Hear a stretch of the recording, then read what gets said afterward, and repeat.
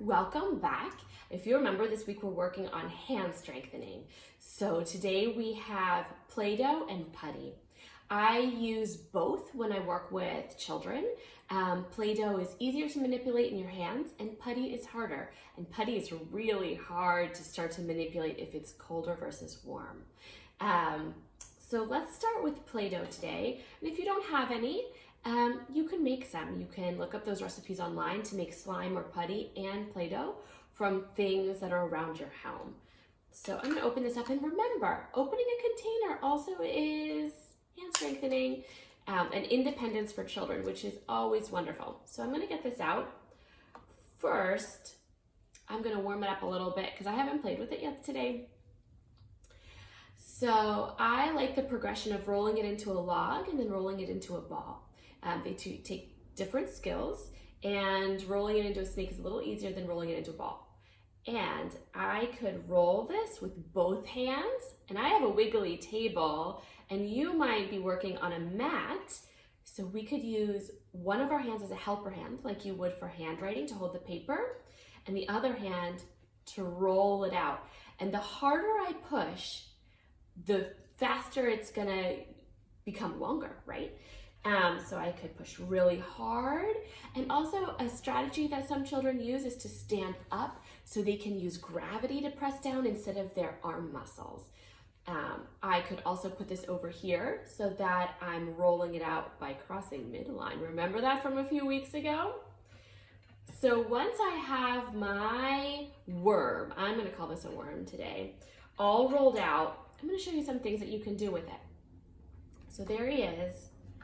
I could use a few things. I have a wooden knife I could cut. And remember, I like to play a lot, so I could hold it with this hand and cut with this hand. And I might be making food for the animals at the zoo or for my pet, Lucy Bacon. Maybe I'm gonna make some pretend cat food today. So I could cut that.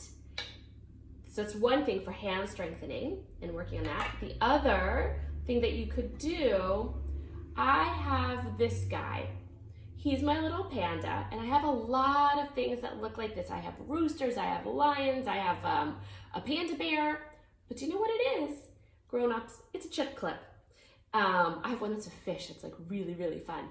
But I can open and close it. It does the same thing as a clothespin, but this offers more resistance, meaning more work for your hands.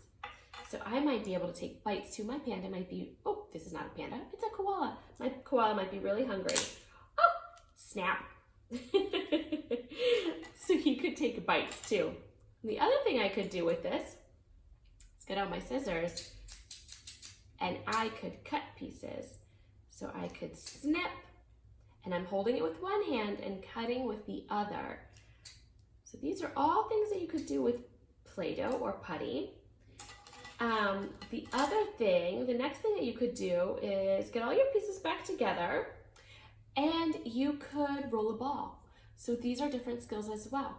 So I might hold this table again, because this one's a really wiggly table, and roll a ball. And do you see my hands doing a different motion? Instead of going out and in, it has to go around and around and around, which takes more coordination. And I could also do that between my hands, so I could roll it really fast.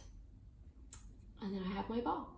So those are some ideas, and I'm sure you can take it farther if you'd like, but I also want to talk to you about Putty.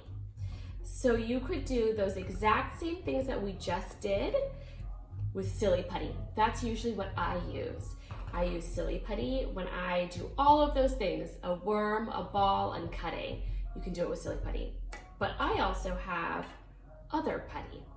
Now, this also takes some strength and coordination to open, so I would let someone try to do that on their own and help them if they need it, and open it up.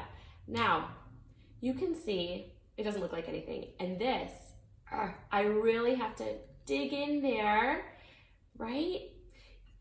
And try to get it out. And again, I didn't use this today, so it's gonna take me a minute to get it out. You see that? It's kind of tricky. This reminds me of another thing to be able to help around the house would be kids to help your grown-ups from getting the laundry from the washing machine to the drying machine.